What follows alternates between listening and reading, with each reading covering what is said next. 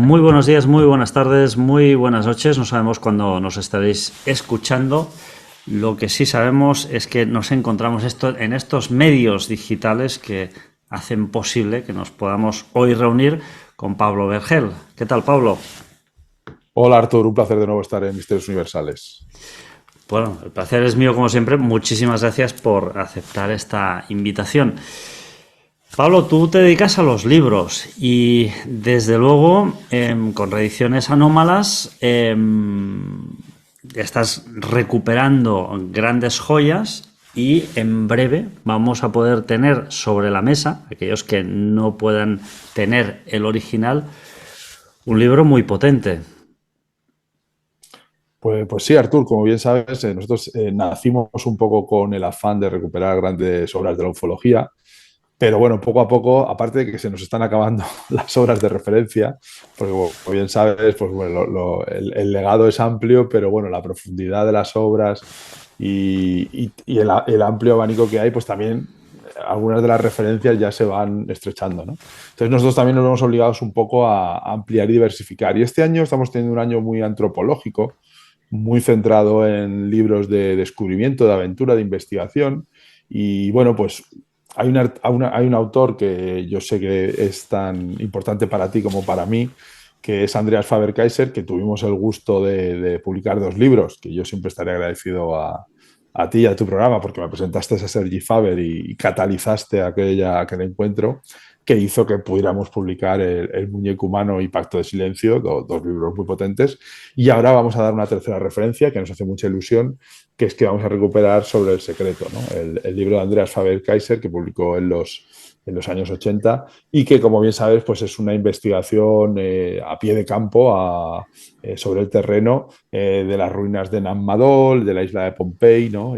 Bueno, pues una serie de enigmas arqueológicos que, bueno, pues siguen todavía vigentes y que tuvimos muchos, por ejemplo, en mi caso, pues pudimos descubrir gracias al tesón y a la obra de Andreas Faber-Kaiser. Desde luego este libro se edita en primera edición, en octubre de 1985, y es un libro, como tú dices, ¿no? De estos de investigación, de campo. Desde luego Andreas a mí me alucinaba porque era... tenemos que recordar a todas las personas que nos ven y nos escuchan que cuando Andreas escribía esto que hoy conocemos como Internet, que hace posible que hoy tú y yo estemos hablando, no existía. Y si uno va, No. Pablo, a la bibliografía de este libro, va a alucinar, porque además Andreas tenía todos esos documentos, accedió a ellos, los escudriñó y no contento con eso, tomó hasta 9 vuelos para llegar a Pompey. O sea, algo hoy en día impensable. Bueno, es que realmente es una aventura lo que el libro de Sobre el Secreto, como tú bien cuentas y como bien relata el libro, no deja de ser una sucesión de aventuras, ¿no? Es una suerte de exploración.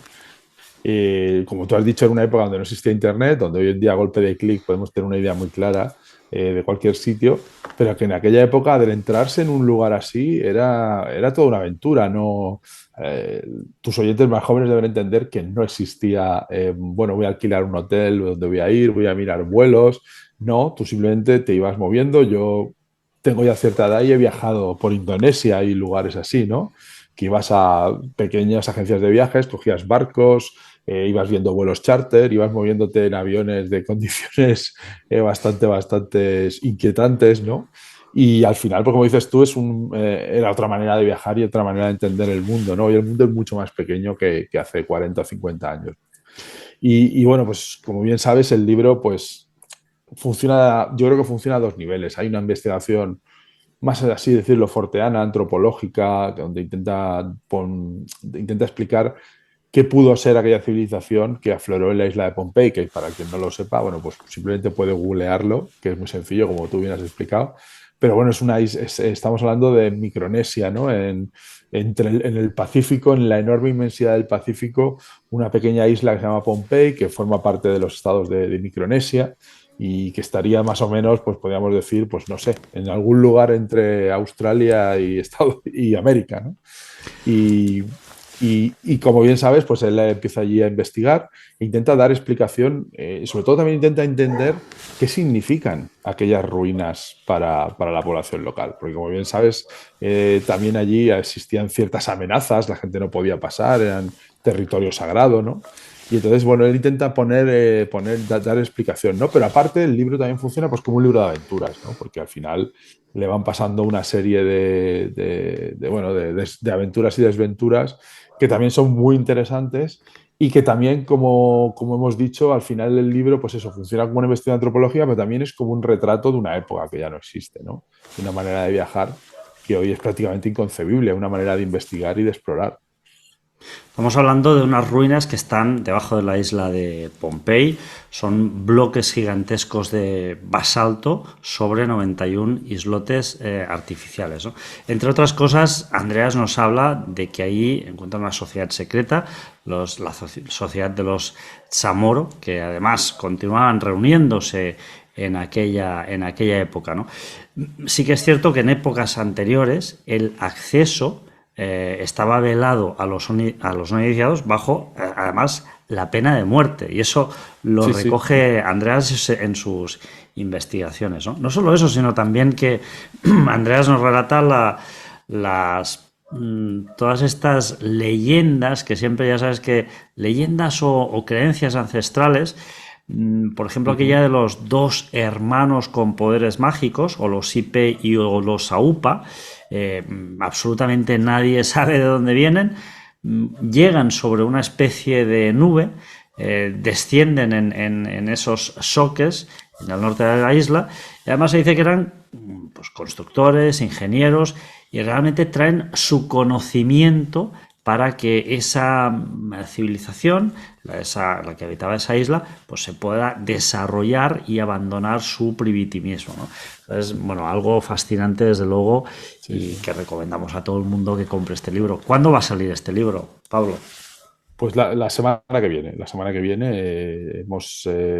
a ser una edición un poco especial porque hemos recuperado algunas de las diapositivas originales del propio Andreas, colaborando por supuesto con su hijo Sergi, y lo más importante también hay un prólogo de Sergi Faber, ¿no? Que bueno, se ha decidido y hemos tenido el privilegio de poder contar unas páginas con su pluma para poder pues, presentarnos el libro nada más y nada menos que de su padre, ¿no? Y aparte, también me gustaría recalcarlo, yo estoy hablando con Sergi porque, bueno, Andreas Faber-Kaiser para nosotros ha sido uno, posiblemente estamos hablando de nuestro autor posiblemente más potente, ¿no? O nuestro más bestseller, ¿no? Jacques Vallée y Andreas Faber-Kaiser estarían ahí tête à tête, como dirían los franceses, siendo nuestro número uno, ¿no? Entonces, bueno, queríamos publicar algo, ¿no? De Andreas, y de hecho queremos seguir ampliando un poco toda su obra, ¿no? Y intentar recuperarla y poner al alcance de todos. Pero Sergi nos dijo que para él era su libro más especial, ¿no? Era como, yo creo que es una investigación la más propia y la más personal que la ha hecho, ¿no? Yo creo que también el libro también trasciende un poco la personalidad también de Andreas, que como todos sabemos era un gran comunicador y divulgador, pero aquí yo creo que volcó un poco más, ¿no? También podría ser incluso también Cachemira, también podría ser otra aventura u otra, no voy a decir obsesión personal que tuvo, pero sí, yo creo que este libro sobre el secreto y Jesús vivió y murió en Cachemira, sí que yo creo que son estas obras que también destilan un poco la personalidad. Y a Sergi también le apetecía recuperar un poco este libro. Yo creo que estuvimos hablando qué libro le gustaría continuar. Y bueno, a nosotros nos pareció también, a mí particular, como ya te digo, también nos encajaba un poco con ese viraje que estamos haciendo un poco de más antropología, más leyenda, también entender un poco las culturas, como tú has dicho, ancestrales, esos dioses instructores que aparecen en culturas tan remotas como Micronesia, pero que tienen su reflejo en América del Sur, en Mesopotamia, ¿no? Y en las culturas chamánicas, donde sea, ¿no? Y entonces, bueno, al final la verdad es que estamos muy contentos. Creemos que va a ser una edición especial, ¿no? Porque ya contamos con un prólogo, hemos recuperado algo de material inédito fotográfico y bueno, esperamos que el público también responda, ¿no? Y que sigamos contando con Andreas Faber en nuestro catálogo, ¿no? Desde luego, como decía Andreas Faber-Kaiser, una investigación seguramente inacabada, y él dejó todas esas referencias a esa bibliografía a la cual él acudió, pero no solo acudió a la bibliografía, sino que además se desplazó, ¿no? A mí me recuerda en cierta manera a Percy Harrison Fawcett detrás de la Ciudad Perdida Z, ¿no? Que esa investigación quizá la acabó, porque no lo llegamos a saber nunca, aunque sí que llegó a demostrarse que se llegaron a encontrar los restos de Percy. Pero bueno, la verdad es que todos estos grandes investigadores tienen esas investigaciones que por un motivo o por otro no llegan a culminar, ¿no? Y se quedan ahí para que nosotros hoy en día, en 2023, podamos gozar de la lectura de estas investigaciones y quizá, quién sabe, por qué no, alguien se aventure a finalizar esta investigación, que por otra parte es harto complicada. Yo te quería preguntar, Pablo, sobre, porque últimamente estamos viendo que ahí el panorama ufológico está realmente movido. Ya sabes que yo soy un ferviente creyente, ¿no? De que hay seres de otros sistemas que nos visitan. Tengo el pleno convencimiento, el universo es algo grande que no llegamos a comprender, es vastísimo, pero una cosa es creer que nos visitan seres, que yo estoy convencido, es decir, yo creo que del 99,99% de los avistamientos que hay son falsos, y luego nos queda el 0,01, y de ese 0,01 el 1 por 1000 vale la pena, es decir, podrían ser reales, ¿no? O sea, el nivel para mí es bajísimo.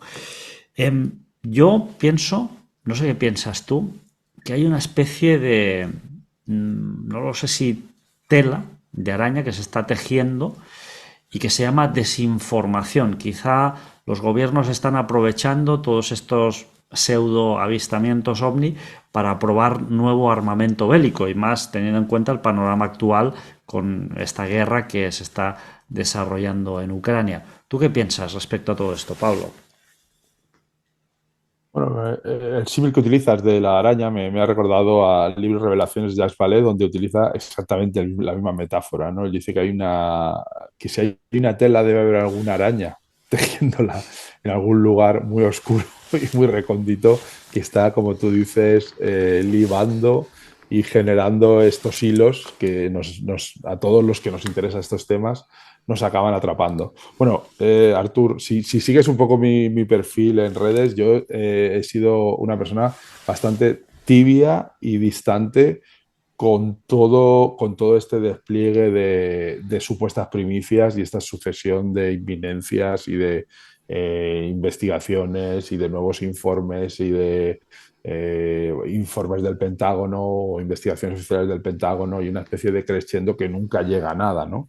Y lo he sido, y no es una cuestión de fe, la mía, o es una cuestión, o mi posición no es por capricho, es porque quienes tenemos un poco de perspectiva histórica sobre el fenómeno ovni, sabemos que esto ya lo hemos vivido. O sea, esta idea de que los gobiernos empiecen a anunciar cosas y empiecen a jugar con ciertas ideas y volvamos un poco a ideas recurrentes donde se producen anuncios grandilocuentes, pero luego los anuncios no llevan a nada y se produce una gran decepción y la gente empieza a hablar de una contraconspiración y que realmente, bueno, todo esto ya se ha vivido. Entonces yo siempre he sido bastante cauto, ¿no? Y a veces también tengo que decir, si me permites la pequeña maldad, que no comparto el entusiasmo de algunos ufólogos avezados con mucha más experiencia que yo y con mucho más bagaje que yo, que parecen seducirse por estos cánticos de sirena, ¿no? No, yo sinceramente, como tú, creo en el fenómeno ovni, pero para mí, como bien sabes, pues tengo unas perspectivas más psicosociales o un poquito más, bueno, que tienen que ver un poco más con unas ideas más abstractas, ¿no? Yo tengo una idea de que más ultraterrestre, por así decirlo, ¿no? Sí que pienso que pueden existir estas entidades, pero esta idea de un contacto tecnológico con otras civilizaciones avanzadas no lo descarto, pero no tengo tan claro que esté detrás de lo que nosotros conocemos como fenómeno ovni, ¿no? Pero más allá de eso, sorprende un poco la inocencia, o la candidez de algunas personas que están dándole ecos a este tipo de informaciones que para mí existe una clarísima, es algo que he dicho una y otra vez y concuerdo mucho con tu perspectiva, con tu interpretación. Para mí esto es una campaña orquestada de desestigmatización del fenómeno. Yo creo que Estados Unidos hace, no sé, a mediados de la década pasada, entre el 2010, 2020, 2014, 2016, empiezan a darse cuenta de que existe una rivalidad tecnológica. Se sospechaba de Rusia. Yo creo que los últimos acontecimientos bélicos no avalan que Rusia esté desarrollando ninguna tecnología, pero es probable, y siempre digo lo mismo, que de aquí a 10 años China sea capaz de desarrollar algún tipo de tecnología, si no lo ha hecho ya, que pueda parecer de otro mundo.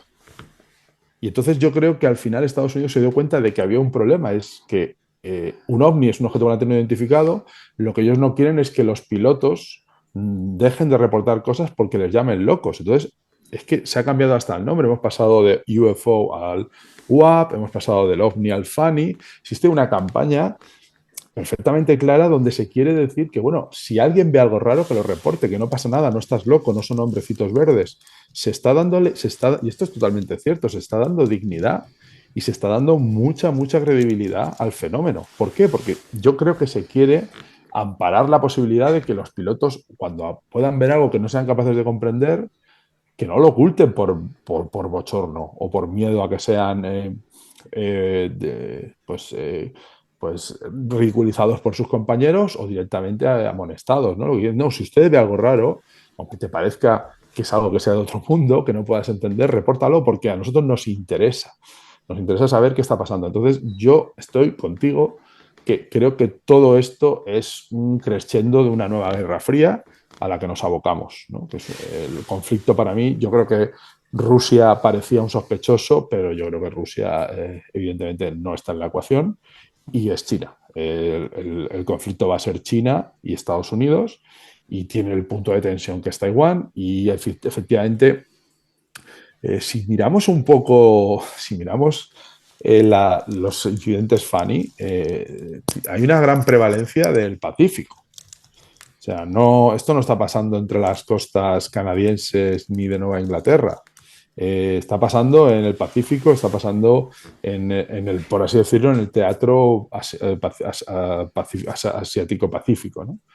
Entonces yo, como tú dices, creo que hay una tela de araña generada, creo que existe una orquestación de relaciones públicas absolutas y al final creo que sí se le quiere volver a dar seriedad al fenómeno ovni, pero al final se va a volver al fenómeno ovni a la literalidad, objeto volante no identificado, y todo vuelve a ser un poco lo mismo, o sea, estamos siempre un poco como el hámster en la rueda, ¿no? No sé si tú compartes un poco esta inquietud geopolítica o... Totalmente, y es más, te voy a decir, yo tengo un canal de Telegram que se llama Misterios Universales, que, por cierto, invito a todo el mundo que quiera unirse, pues que le dé ahí en la lupita y que entre en el canal, y lo he explicado miles de millones de veces, ¿no? Pasa que vivimos, Pablo, en la sociedad de los likes, vivimos en la sociedad de las reproducciones, vivimos en la sociedad del vídeo viral. ¿Y qué es lo que pasa? Esto es la churrería de churros sin fin, ¿no? Es decir, es un churro que va soliendo y van cortando y ahora un avistamiento y ahora otro y el churro va pasando, y el churrero, que son los gobiernos, pues no para de enviar masa y los demás van cortando y van friendo los churros, ¿no? Yo siempre digo que cuando hay un avistamiento hay que analizarlo en frío. Aquí, Pablo, parece que está todo el mundo como gatos agazapados detrás de un matorral a ver a qué musaraña pasa y saltar encima, ¿no? Es exactamente lo mismo. Sale un vídeo de no sé qué, ya tienes 500.000 youtubers que han hecho un análisis, por cierto, casi todos ellos erróneos, de ese vídeo. Me parece bastante lamentable, ¿no? Y lo que decías tú antes, Rusia evidentemente no tiene ningún tipo de tecnología. De hecho, se ha mostrado en drones que se han recuperado, drones suicidas rusos, que el 90% de los materiales que hacen que ese trozo de hierro vuele son de fabricación occidental o asiática. pero para nada rusa. Sí, O sí. sea que Bueno, estamos ante un nos nuevo están comprando a paradigma, Irán. ni más ni Nos menos. están comprando. Irán, Turquía. Que con todo el respeto, que Irán hace una tecnología para el coste muy, muy efectiva, pero no estamos hablando de tecnología punta en ningún momento. Tecnología low cost. Tecnología low cost. Sí, Pero sí, bueno, efectivamente, también efectivamente. sorprende, Pablo, que se les cuele en el espacio aéreo norteamericano un globo que viene de China, ¿no? O sea, la tecnología de podríamos decir, preventiva del espacio aéreo norteamericano se ha demostrado que tampoco no es demasiado buena. Pero bueno, yo hace poquito hablé con un piloto de la RAF, de la Royal Air Force inglesa, y me dijo que él tenía el pleno convencimiento de que los gobiernos están experimentando con tecnologías muy nuevas, que él desconocía completamente cuáles eran. Pero fíjate, hay extrañas y sospechosas luces que se acercan muchísimo a los núcleos urbanos y cada vez se ven más. Yo estoy convencido que al 99,999999% son tecnología humana y que la están probando y evidentemente pues están mirando de analizar cómo reacciona el ser humano, cómo reacciona la sociedad ante estos objetos voladores no identificados. Convencido totalmente de, por ejemplo, Elizondo es un desinformador también. Esa es mi creencia personal, porque te enseñan una cosa pero te tapan 25, con lo cual, bueno, estamos nuevamente ante lo que tú decías, un bucle infinito que nos hace volver nuevamente a los años 40 y 50 con todos aquellos proyectos de investigación extraterrestre que de cara a el público concluían una serie de cosas y de cara a internamente pues concluían otra serie de cosas. Pablo, por último tú eres sociólogo y te quiero preguntar sobre una cuestión que a mí me preocupa bastante. Yo siempre digo que la última frontera, el último bastión que tenemos, el último reducto de libertad que nos queda es nuestra mente. Es decir, te voy a poner un ejemplo. Nosotros pongamos que vivimos en un país donde hay una férrea dictadura, e ir contra Corea del Norte, por ejemplo, e ir contra el régimen puede llegar a suponer la pena de muerte, ¿no? Entonces nosotros de cara a la galería evidentemente vamos a cumplir estrictamente con todo aquello que el régimen exige, ¿no? Pero dentro de ese jardín del Edén, que es nuestra mente, pues nos vamos a cagar por decirlo de alguna manera, en el dictador, en toda su familia, y vamos a crear, por decirlo de alguna manera, un mundo paralelo en el cual va a ser completamente todo al revés del mundo real. Pero es que resulta que hay unos científicos de la Universidad de Texas en Austin que por primera vez, y estos son declaraciones de Jerry Tang, han podido leer la mente humana, la han leído literalmente, registrando la actividad del cerebro con resonancias magnéticas funcionales. ¿Y esto qué significa? En términos de aplicación correcta y constructiva para la humanidad, ¿no? Que, por ejemplo, hay personas que tienen lesiones o enfermedades como el ELA que no son capaces de generar ni una sola palabra, y en cambio con esta tecnología se les va a poder leer la mente para que puedan de alguna forma expresar lo que piensan con una pantalla, ¿no? Tú como sociólogo, si realmente esta tecnología llega a ser accesible, asequible, no accesible, asequible a todo el mundo, y de alguna forma se llega a extender de una forma natural, ¿qué es lo que pasaría con nuestra sociedad? Bueno, pues lo que planteas es bastante aterrador, la verdad, porque, bueno, como tú dices, esa idea del jardín del Edén, ¿no? El reducto de la soberanía, ¿no? Individual, ¿no? Que es nuestra mente, parece que ahora también pues, puede empezar a tener ciertas interferencias tecnológicas, ¿no? Y esto es algo que, bueno, a mí personalmente, en esta envolvente que tenemos, acosados por, como tú has dicho, la dictadura del like, los estímulos cibernéticos permanentes que ahora mismo estamos haciendo uso a través de redes. Todos somos un homo, hemos pasado del Homo sapiens al Homo redes, ¿no? Por así decirlo, que estamos permanentemente conectados, pues da bastante miedo, ¿no? A mí no me da tanto miedo por un tema, como tú has dicho, a lo mejor 1984, ¿no? La policía del pensamiento, que efectivamente el libro, además, como bien sabes, trata de eso. Al final lo que quieren es destruir la conciencia de una persona. Al final no es que quieran simplemente que esa persona se comporte, sino era destruir y que al final, como acaba el libro de manera aterradora, convertir a esta persona en un devoto y en un súbdito y en un esclavo del sistema, ¿no?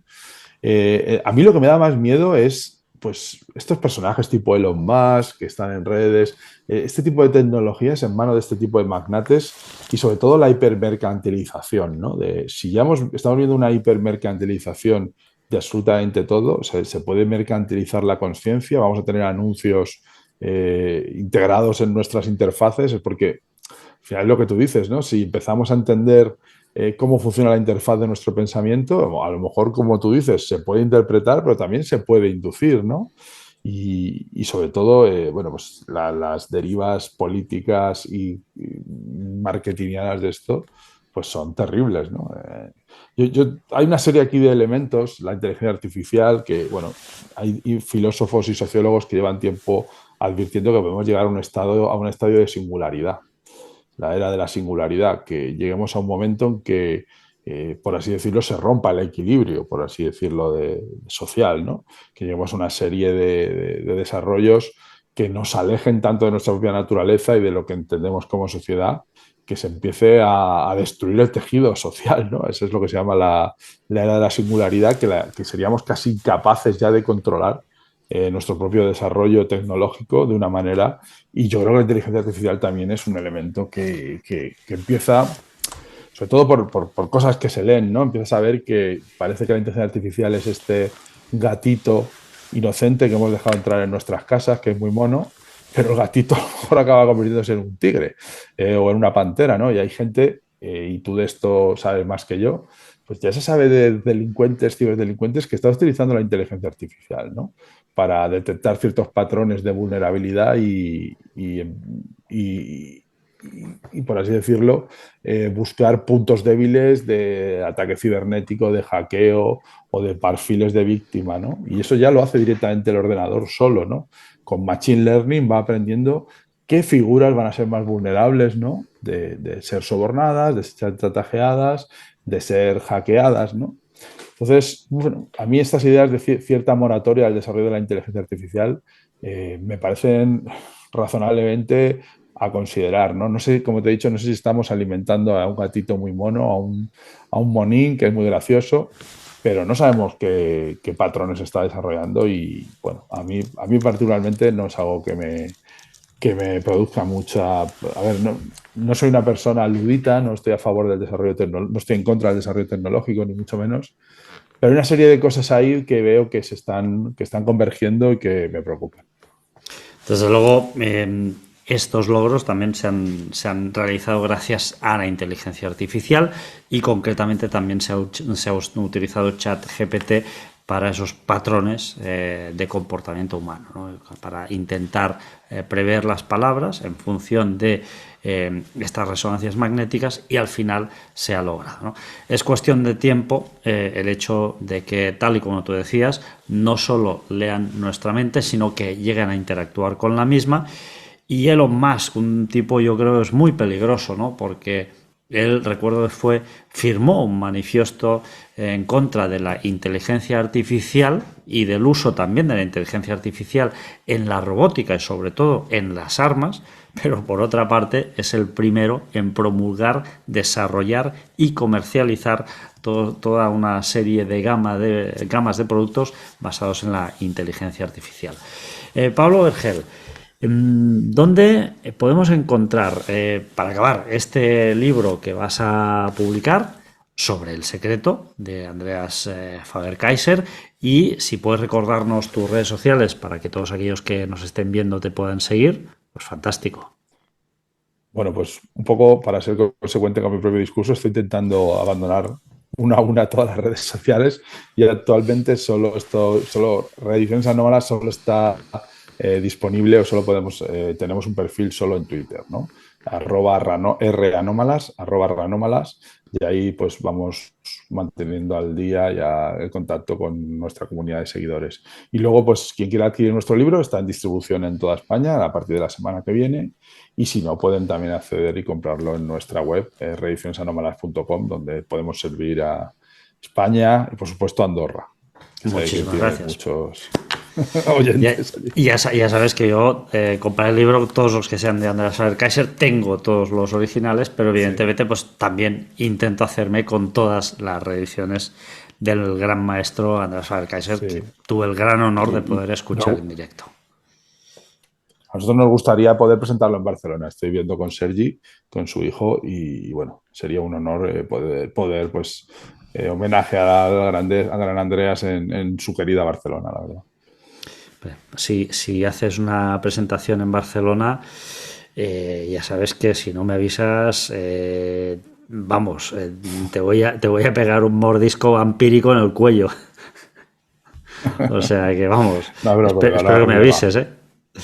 Ah, Sí, sí, a lo muchísimas mejor hasta lo gracias. organizas tú. Y yo sí, hombre, que va, que Muy va. bien, Artur. Muchísimas gracias, Pablo. Un abrazo muy fuerte Un y placer. Un gracias abrazo. por venir. Gracias, un abrazo. Bona nit. Adéu. Bona nit. Adéu, adéu.